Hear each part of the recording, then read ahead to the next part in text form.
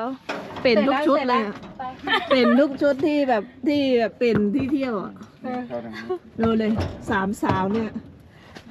ไปก่อนนะ เที่ยวให้คุ้มใช่ไหม ใช่ เป็นให้คุ้มเนี่ยเสื้อผ้า คุ้มแบบกันแบกอันนี้เดี๋ยวก็ค่ะ ไม่รู้ดิถ้าไทยก็เอาไปเลย เอาไปดิ อืมไปแต่ละที่ต้องเป็นทุกชุดนะสวยสวยนี่ก็มาแล้ว สวยลูก สวย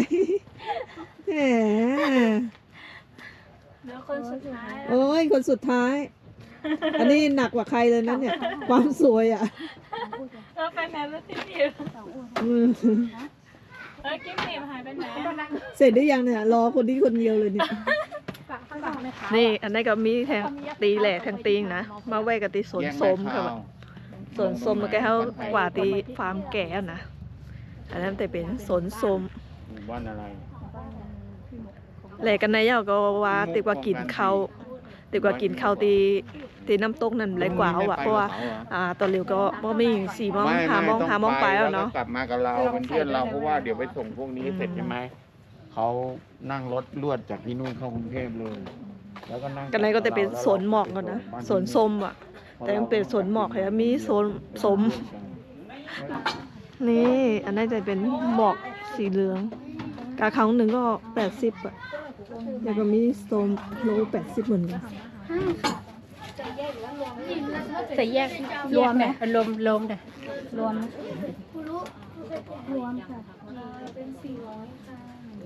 มีวายด้วยนะคนละ80มีละถ้ามี200พี่ออกไปก่อนได้ไหม โอ้อันนี้เป็นเยลลี่หมักจ๊อกส้มอบแห้ง100โอ้อันนี้สตรอเบอรี่อบแห้งอันนั้นจะเป็นไวน์ผลไม้นะ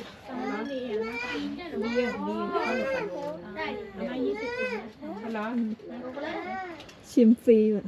บีเลยกระเป๋าอีกกระเป๋าได้รีบจะขอดักคอน ไปมากับตัวจำกัน คุณได้เวกคอต้าห้าหัว มาเลยเฮ้ยอันนี้อ่านบ้างเหรอ นี่ว่าไอ้นี่ นี่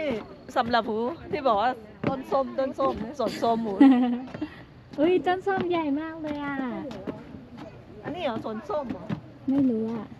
เขาว่าเหรอ ก็สวนส้มไงไม่รู้อ่ะสวนนั้นก็ถ่ายไปเถอะ เฉยๆอ่ะ เจออะไรดอกไม้ เนี่ยสวนดอกไม้เฉยๆนั่นแต่สวนส้มนะ 1,700ก็คือทั้งวันมา1,700แล้วมันค่าน้ำมันแล้วโอเค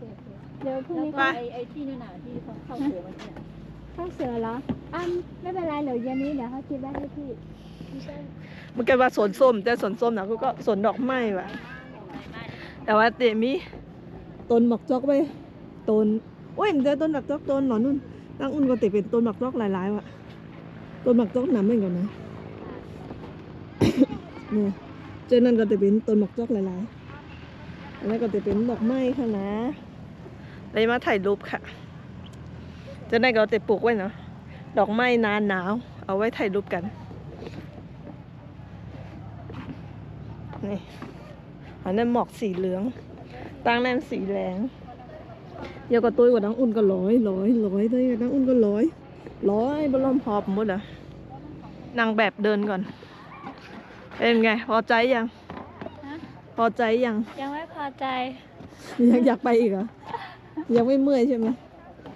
วันนี้เดินทั้งวันไปทางนี้ก่อนเปล่าก็ตั้งแน่ ไป โอ้ยตั้งแน่สวนส้ม นี่ไงสวนส้ม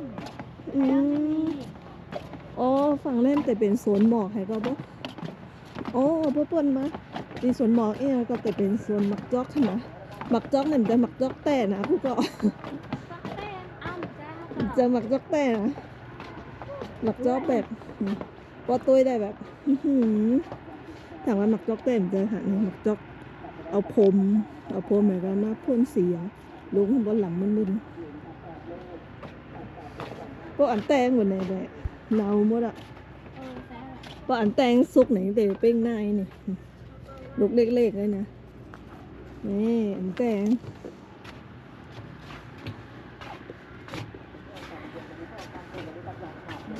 โอ้เคยกวางไว้นะสวนลงกว่าดังใครครับคนใส่เขาอ่ะ เขาไทยหู ใช่แต่ว่าทีนี้ใส่ดมก็สวยต้องมาแบบแบบต่อ เหมือนปลาลองไว้เข้าก็ตั้งอุ่นก็เป็น100ไปนี่จะได้ก็ติดเป็นส่วนนักจอกอะไรหลังนะนี่ เดี๋ยวถ่ายจ้ำแก้มได้ถ่ายมา จะไหนก็จะเป็นหมักจอกอันแตงนะอันซุกมาแบบสองหวานกับหูเนาะไปจิ้มด้วยไงพอไปมาสุดเราก็จะมีต้นไม้ต้นก็วิวนั่งเล่นอันนี้จะเป็นอันแตงนะจ่องเจมนั่นหัวแต่ว่ากาตีตั้งนางเขาก็ขายนะ1 โล 80เพราะว่าแต่โล 80เนี่ยก็กาให้กรุงเทพฯเนาะ2 เล่นเนาะก็กันในเป็นโซนแดงเนี่ยมาขายเป็นโล 80หันเป็นขายจำนวนในกาดดำถึง80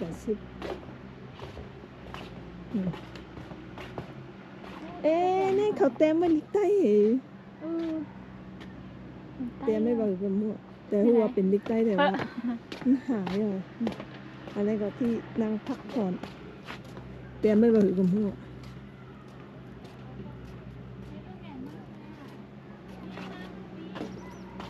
อันนี้ก็จะเป็นตีนั่งเล่นหรือว่าเป็นร้านค้ากันมั่วมาจอกทำปะปุกหมดนี่อันนี้ก็ตีนั่งเล่นสวยมากเลยอ่ะหุ้ยอันนี้อันแต้งนี่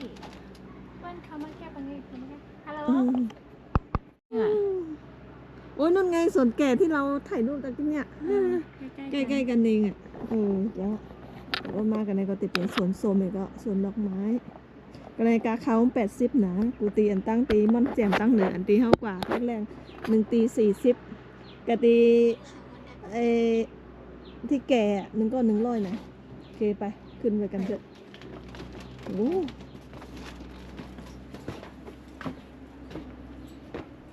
เสียงแง่ต้องกองไปโน่นกองให้หนูชอบอ่ะเดี๋ยวเราไปขึ้นมาแบบว่าเขียวๆแบบก็สวยนะเป็นต้นมักจอกหลายๆนี่สวยมากเลยนี่ดูสภาพแต่ละคนอะไรก็หมดแรงมาถึงดีโรงแรมอะค่ะคุณก็โรงแรมอยู่ใกล้ดีอันนี้นะอยู่ใกล้ดีประตูท่าแพเจอยัง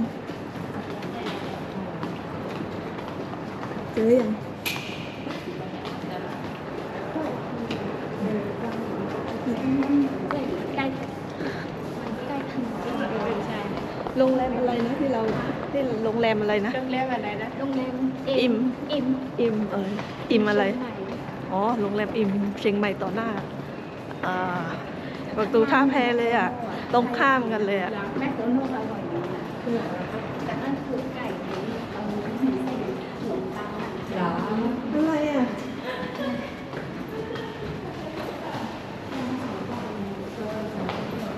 โอ้มาอยู่ในจอกกันแน่ใช่ลากเข้าไปแข่งไปทำไมอยู่ในจอกอ่ะ1 คืนมาอยู่กันได้เลยล่ะโอเค1 คืนเท่าไหร่นะ1,400ไม่รู้ว่าเท่าไหร่ไม่ได้จำแล้ว1,400 1,500นี่แหละมันก็ดูดีนะมีร่มมีท้องว่างมีตู้เช็คมีดีเยอะเลยอ่ะดูมากเลยว่างกระเป๋าโอ้ดีนะมีอะไรดอกอะไรให้ด้วยโอ้น้ำดีมีน้ำอุ่นดีว่าไว้กระเป๋ากันแล้วก็ลงไปหาซื้อของกินไปเลยกินข้าวค่ำกันเดินเดย์ทั้งวันไปเลยกินข้าวกัน ดี